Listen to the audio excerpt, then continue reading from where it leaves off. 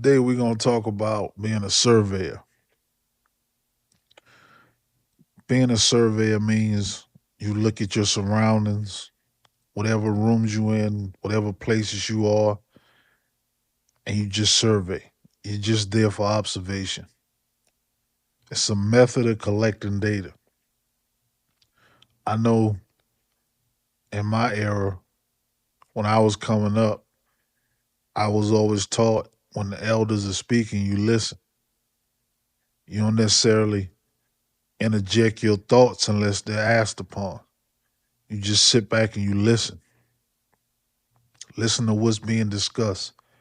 Listen to what's being said. And you can learn a lot just by listening to the elders in your community. A lot of those moments, you really won't recognize the value of it until you're faced with the decision and you can recall or recant that moment that you experienced listening. That's invaluable. Sometimes we get in these rooms and we want to be outspoken. I understand today in today's society that a lot of the youth, they got an opinion. And I'm not saying nothing's wrong with that. But sometimes those opinions we over speaking are elders, people with that experience. Like the one thing in life you can't take away is your experience. The one thing in life you can't take away is the experience of the elders. If someone is, 70, 80, 60 years old, you in a room with them and they speaking, they got a lot of experience and a lot of knowledge done seen, heard, and experienced. A lot of things that you haven't experienced and heard. There's a lot of invaluable knowledge and information and education just right there with them, a lot of wisdom. But sometimes we get in these rooms and we want to speak. You should be listening. Look at everyone in the room. Look at their body language. Read them. I remember as a youth, I was exposed to a lot of elders. I was being rooms or places with a lot of the elders and just listen. Never said two words, may cough or sneeze, but I don't say nothing. I'm silent. I'm just taking it all in. I'm listening to these men talk. I'm listening to these women talk. I'm listening to what they have to say about certain situations that they're dealing with or certain things, items that they're trying to address. I didn't overspeak them. I didn't try to be heard. I didn't try to interject my opinions on what they're saying, and especially from a negative aspect, saying, well, this wouldn't work, that ain't gonna work. When you're in these rooms, all you're doing is analyzing. You're regurgitating in your mind what's being said, what's being discussed, what's being addressed. How could it provide a benefit to you? How could this information be useful to you? But so many times we just want to speak up. We want to be heard. But them observations, man, you surveying that room, you can read energy. You can look at the people that don't agree with what's being said. And they could be elders in the room as well. And then once they state their point, you can get two sides of the coin. You can get an understanding on both sides that will give you, better understanding for what you're doing in that room. That's the truth. Sometimes we just have to sit back and be silent, take in what we can take in all this information. There be some people in rooms where they selling a lot of BS. Some people in the room, they just there to say you stuff. And I know y'all have experienced this to a degree, even if it's not a room, it could be a virtual room that you in. And someone's there to pitch an idea, to sell you on something. It could be You could be in your house and someone is pitching you on something and selling you something. Go buy a house for the first time, you get flooded with mail. All these different services. A lot of them, the bulk of them, is life insurance to cover your mortgage in the event of death. Make an observation of that. If you don't have life insurance and you want to make sure your family's straight, make sure you got life insurance so your family's straight in your absence. Take survey over your life. Take observation over your life. What can you do better that's going to benefit your family? What can you do that's going to benefit you and has an indirect benefit to your family? For some people, that may be, changing jobs. You may be happy where you at. You may be happy with the hours that you work, and you may be happy with the company that you work for. But you also know deep down inside you could be doing more. Your level of expertise, you could be doing more. You can be getting paid and compensated more because you have the experience, the knowledge, the wisdom to do more, but you're happy with that space that you're in. And sometimes we get complacent, but we have to continually look over everything and take observation, take a survey. Who around you doing the most? Who around you or who are you exposed to that's making a lot of noise silently? It don't have to be loud and projected. I'm pretty sure you exposed to people that doing very well and you can see it, but they don't make a whole lot of noise. Observe them, observe their the behaviors, observe their mannerisms. Talk with them. They may be an elder, they may be in your age bracket, but you can learn from them. We have to take an observation and survey over all of the lands that we travel, be it business, be it professional, be it hobbies, whatever the case is. You may be a musician and you're watching other musicians and you're seeing a musician do something that, man, I probably could do that.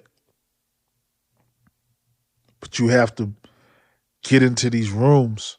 And again, when I say rooms, I'm using rooms as an example, but anytime you in a situation that you exposed to where you could see what people are doing and learn just by watching what they're doing, that's a moment for you to pick up on some wisdom, pick up on some knowledge, be educated on how you could do something. If that's what your heart desire, right? But at the same time, when you're in these rooms,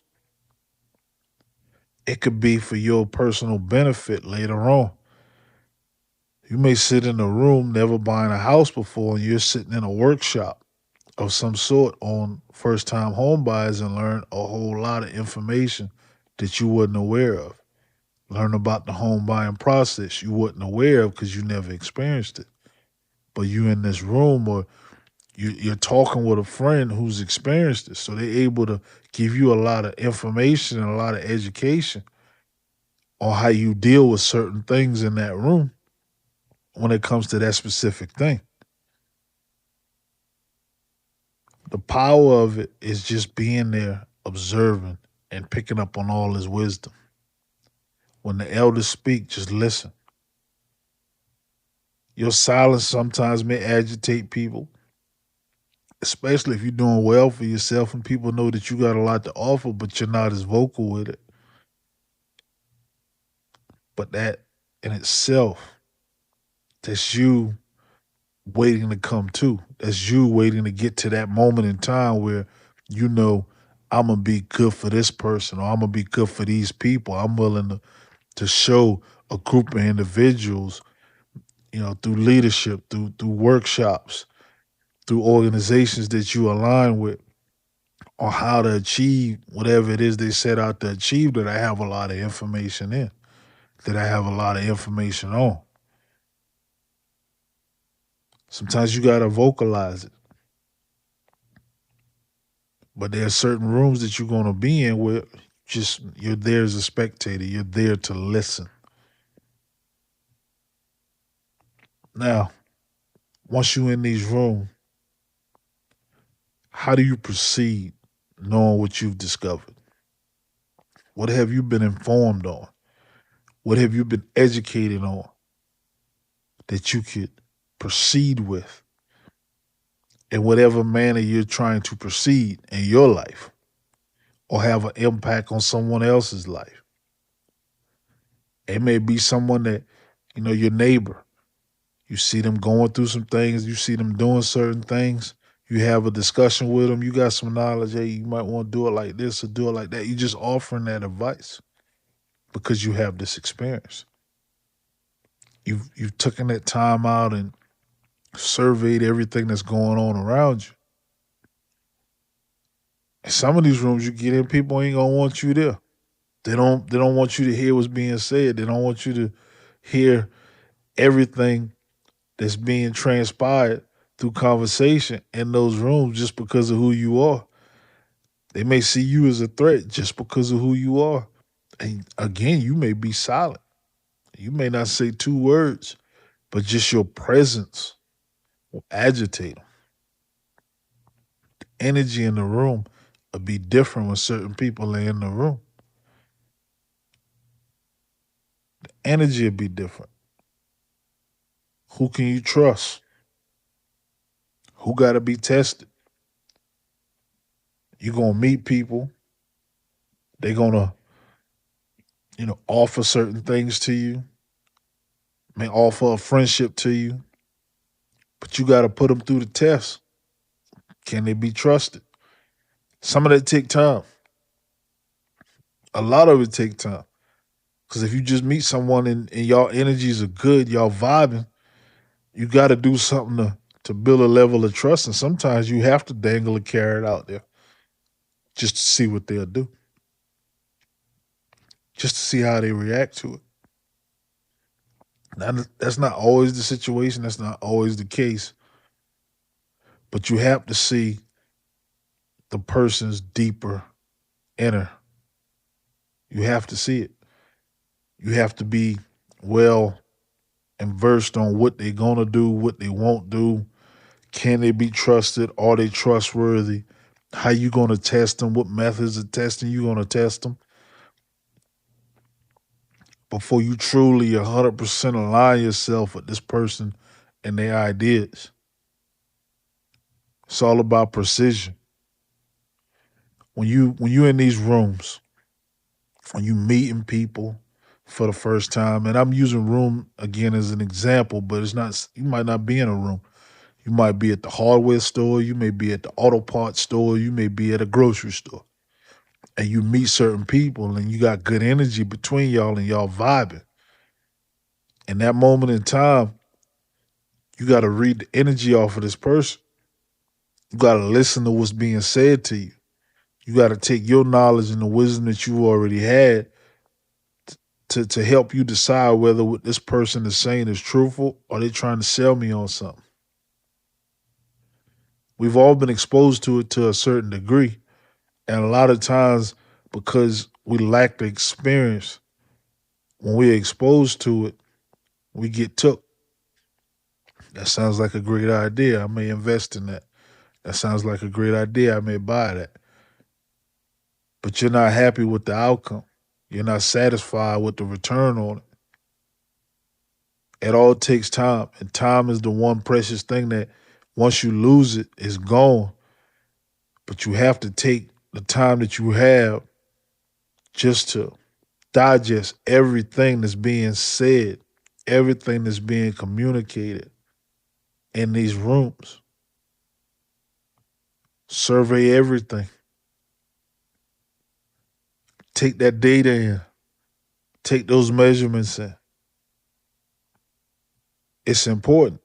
Right now, if you went out there and bought some land listed on Zillow or Realtor, wherever properties are listed, and it says it's 1 acre,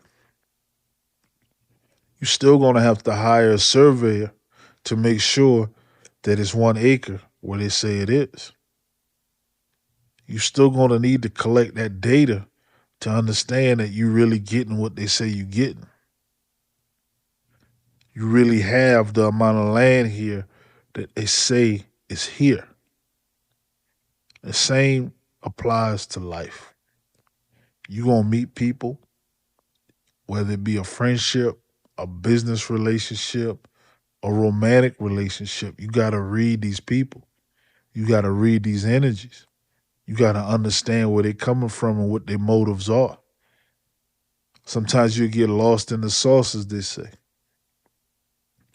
At the same time, you'll learn a lot about an individual. You'll learn a lot about a business. You'll learn a lot about different organizations. Just putting yourself in a position where you can soak up information because you're surveying what's going on around you. You're being exposed to different levels of people. And sometimes we don't realize the level of exposure we have in certain rooms because we don't know the individuals by name. We don't know their background. We don't know what their resume look like. But they could be solid people. You have to take that observation. You have to make that survey. It'll be beneficial to you in the long run. It may be something you recollect from your childhood where you heard elders talking, and now you know how to deal with it, but because you heard and remembered those conversations of the elders speaking on certain things, certain conditions, or certain ideas. Everything ain't gonna come to you just because you want it to. Some things you're gonna have to go out and seek it. Some places you're gonna be, it may be uncomfortable to be in certain rooms and hearing certain conversations. But you need to hear it because you need to understand what the masses are thinking. You need to understand what the elders are believing. That's just the truth. Truth and honesty. Whatever room you get in, make sure you get there early. Take notes of who's there. Depending on the room and the situation, you may see names you're not familiar with. You may see names you are familiar with. There may be people that speak that really gravitate towards you because some people are well spoken. You like what they say, you like what you're hearing. Now you want to learn more. Now it's up to you in that moment to go and seek more information. So many times we get bombarded with just sales. When you go on your YouTube feed, the top videos in your YouTube feed, I would say out of the top 30, 50% of them are selling you something. You may watch the video and they don't sell nothing. They don't give you a pitch. But at the end of it is buy my course, pay for some time, pay for a call. You have to make that distinction between whether this is something I want to do, something I don't want to do. Survey it, observe it.